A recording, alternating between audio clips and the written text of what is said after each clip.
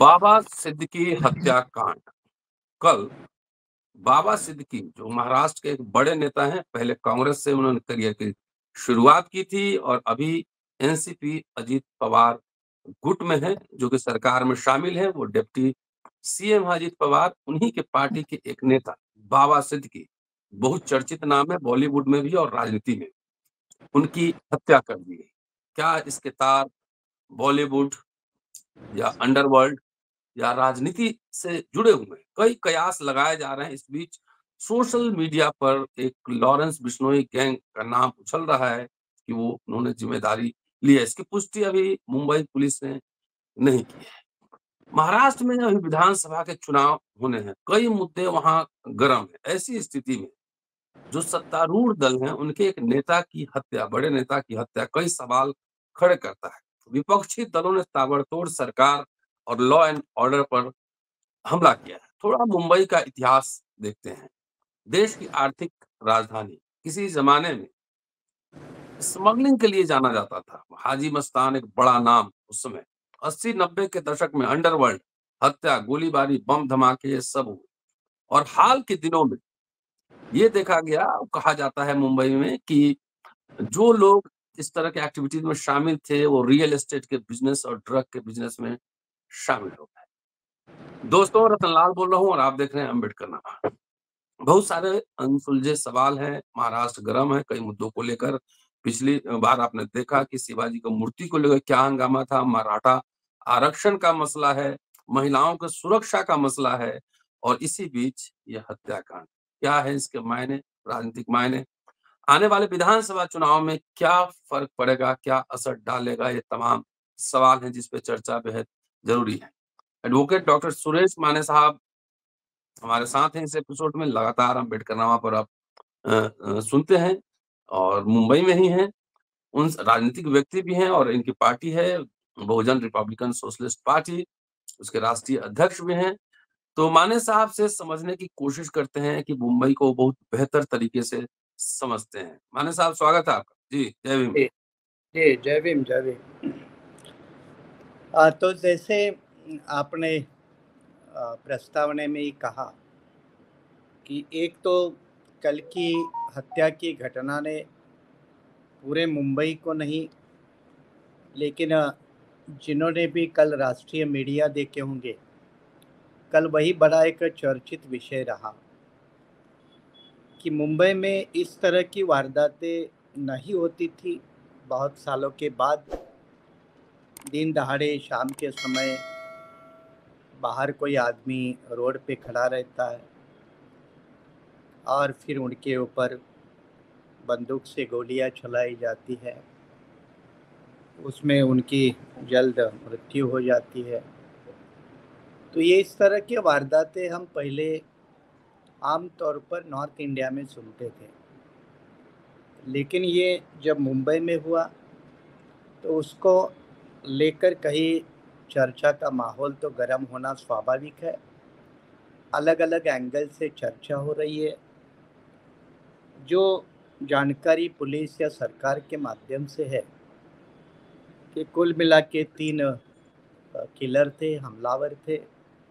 उसमें से 2 तो पकड़ गए, एक तो अभी भी नहीं पकड़ा है। फिर उनके साथ उनके स्टेट का नाम जोड़ा गया है। तो छानबीन के बाद पता चलेगा कि क्या उनका डायरेक्ट इन्वॉल्वमेंट है या वो कॉन्ट्रैक्ट किलर है।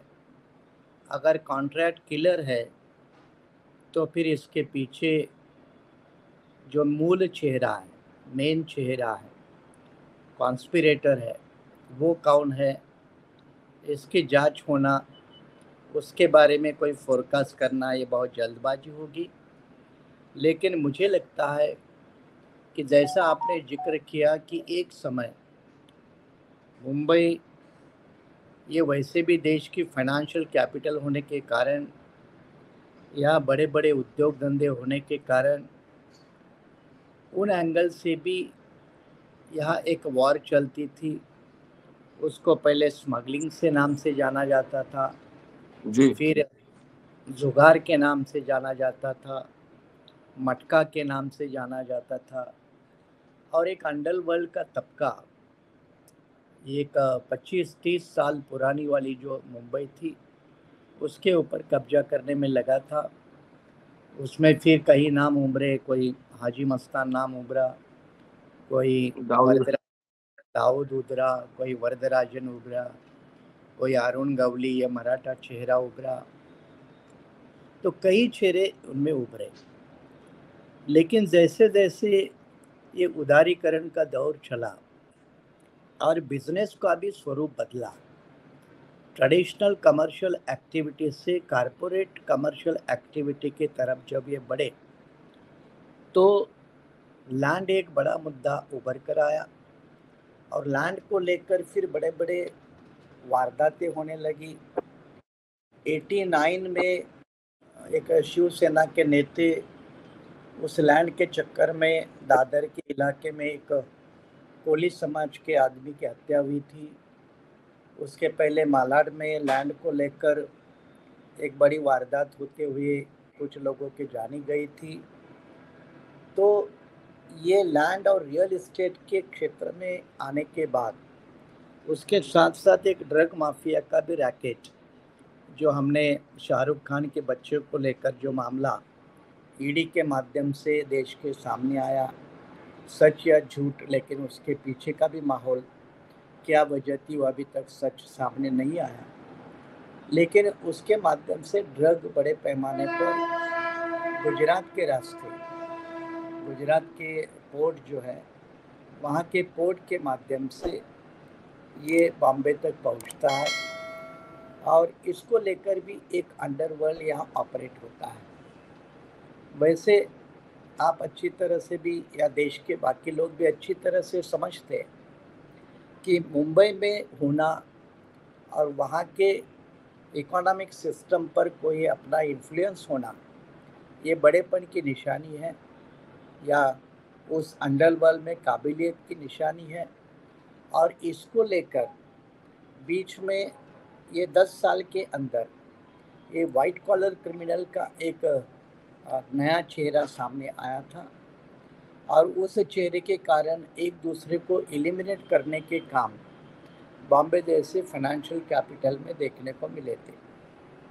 लेकिन अभी जो हम पिछले 5-10 साल में जो, या खास करके 10 साल में जो देखते हैं कि सर्विस सेक्टर का बढ़ावा होने के बाद, सर्विस सेक्टर ऑपरेशन में आने के बाद ये बाकी जो क्षेत्र है उसमें खाली एक लैंड बचता है, ड्रग बचता है या अंडरवर्ल्ड की सुपारी किलिंग होती है, इस तरह के एरियाज बच जाते हैं। क्योंकि बाकी जैसे बॉम्बे में उस वक्त समुद्र मार्ग से बड़े आयात होती थी, स्मगलिंग होती थी, कस्टम के मामले थे। अब लिबरलाइजेशन के दौर में वो सब खत्म हो गया, खत्म। खुलापन हुआ तो उसका कोई बिजनेस नहीं रहा। एयरपोर्ट के माध्यम से कोई स्मगलिंग होती थी, तो ये सारा लिबरलाइजेशन के माध्यम से ख़त्म होने के बाद वो कोई इलाका नहीं रहा। लेकिन ये जो अंडरवर्ल्ड के लोग थे देश भर, ये धीरे धीरे डायरेक्ट राजनीति में आने लगे। पहले तो इनडायरेक्ट राजनीति में आते थे। इस संदर्भ में अगर हम वोरा कमेटी की रिपोर्ट अगर पढ़े, एनएम वोरा जो सेक्रेटरी थे, एनएम वोरा की जो रिपोर्ट है वो इसके ऊपर काफ़ी फोकस डालती है कि क्रिमिनल पॉलिटिकल नेक्सस किस तरह से ऑपरेट होता है, और इसको लेकर वो पहली एक बड़ी पैमाने पे जानकारी देने वाला रिपोर्ट था। तो बॉम्बे का चेहरा हमेशा एक तरफ तो मजदूरों का है, गोर गरीबों का है, मेहनत कश करने वाले, चाहे उत्तर बिहार से आने वाले या महाराष्ट्र के कोने कोने से आने वाले, अपने रोजी रोटी के चक्कर में मेहनत कश करने वाले लोगों का एक चेहरा है। लेकिन दूसरा जो बॉम्बे का चेहरा है कि मुंबई ये फाइनेंशियल कैपिटल है और ये फाइनेंशियल कैपिटल अपने हाथ में हो, इस तरह से एक फाइनेंशियल बैरॉन या बिजनेस टाइकॉन और पॉलिटिशियन, ये दोनों इक्वेशन साइमल्टेनियसली बॉम्बे में चलते हैं, ये बहुत सालों से चलता है। अब ये बैकग्राउंड को हम जब समझते हैं तो जिसका आपने जिक्र किया ये एक बॉलीवुड इंडस्ट्री है। तो बॉलीवुड इंडस्ट्री का भी एक अपना एक प्रेजेंस बॉम्बे में है। आप जानते हैं कि मुलायम सिंह यादव राजनीति तो समाजवादी करते थे या समाजवादी विचारधारा की करते थे, लेकिन अमर सिंह के माध्यम से मुंबई के पूरे बॉलीवुड को लेकर सैफई जाते थे, क्योंकि जनमानस के ऊपर कब्जा करने के लिए जितना सोशलिज्म काम कर सकता है उससे ज़्यादा बॉलीवुड काम करता है। इस बात को स्वीकार करने वाले बहुत बड़े पैमाने पे लोग ऑल इंडिया में हैं। तो बॉलीवुड का भी एक अपना अलग अस्तित्व है, इंडस्ट्री है, चेहरा है। अब ये तीन जो बड़े फील्ड है, फाइनेंशियल कैपिटल, पॉलिटिशियन और बॉलीवुड, अब इसी के साथ वेल कनेक्टेड रहे जिनका कल किलिंग हुआ, हत्या हुई, दुर्भाग्यपूर्ण घटना है, निषेध तो होना ही चाहिए। बाबा सिद्दीकी 3 बार एमएलए रहे, स्टेट गवर्नमेंट में मिनिस्टर रहे, उनका बेटा अभी एमएलए है, लेकिन उसने डिफेक्ट किया है। तो डिफेक्शन की पॉलिटिक्स भी इसके पीछे है। तो पॉलिटिकल एंगल इसके पीछे है कि नहीं, इसकी जांच अभी तक कोई सामने नहीं आई है।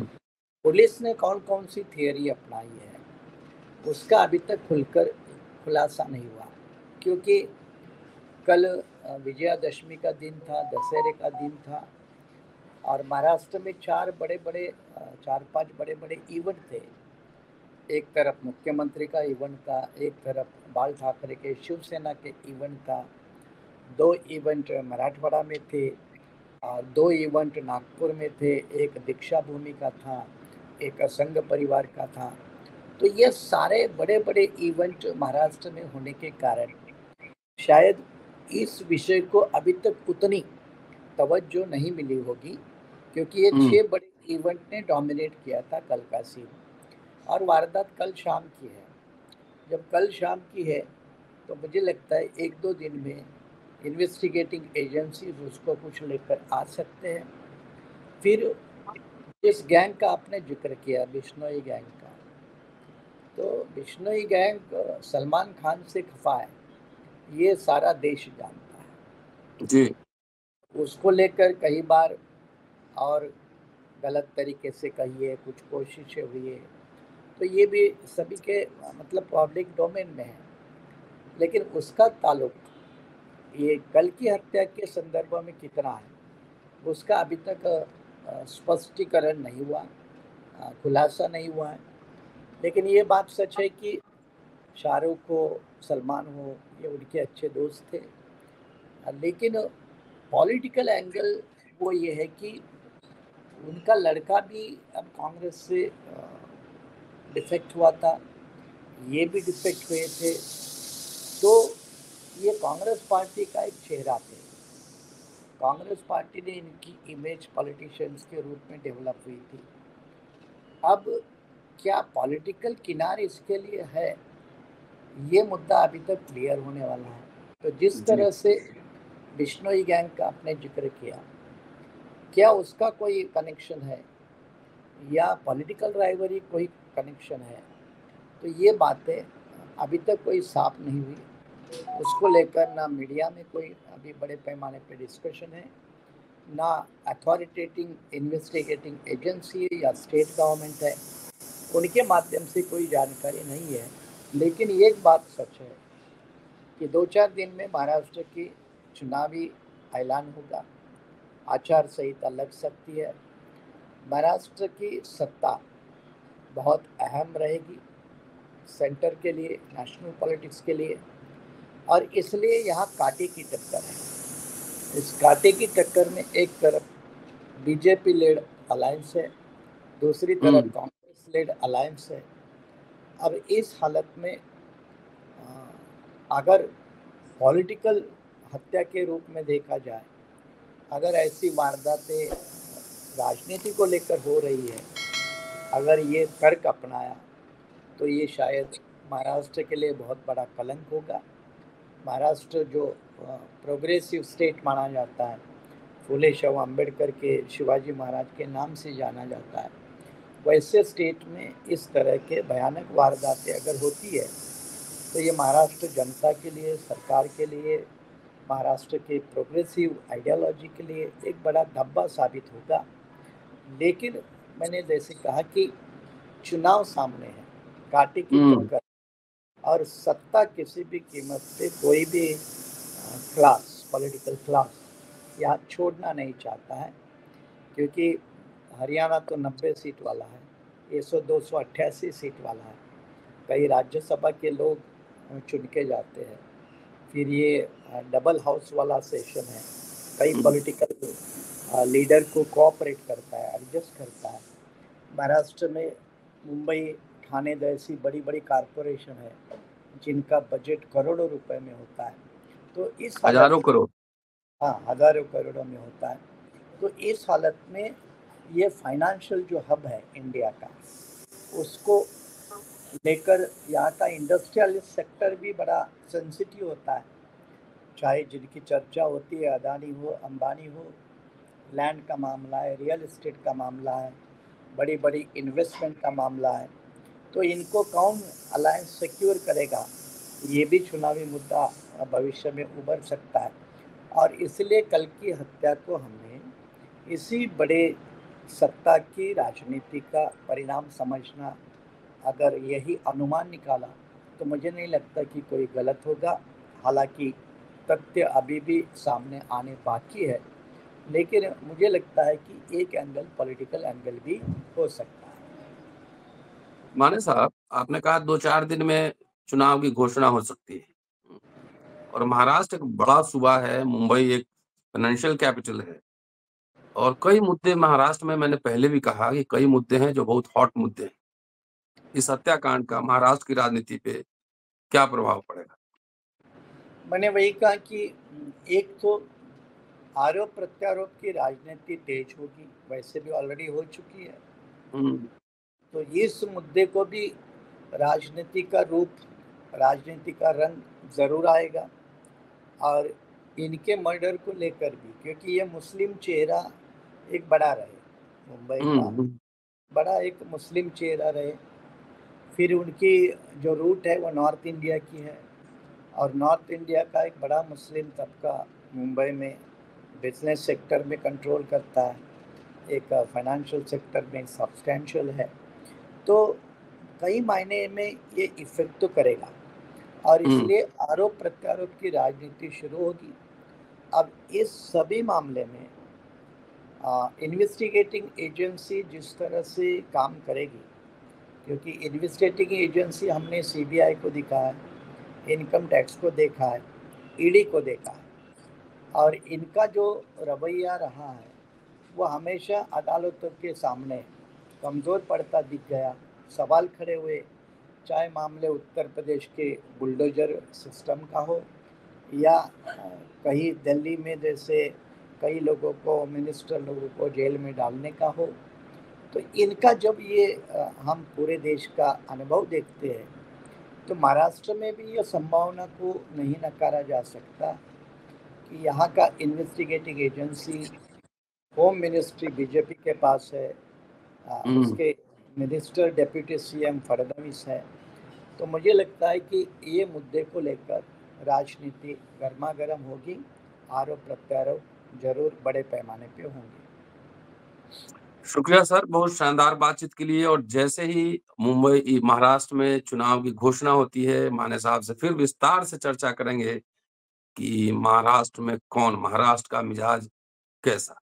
शुक्रिया, देखते रहिए अम्बेडकर नमा। शुक्रिया सर, थैंक यू। जी, शुक्रिया।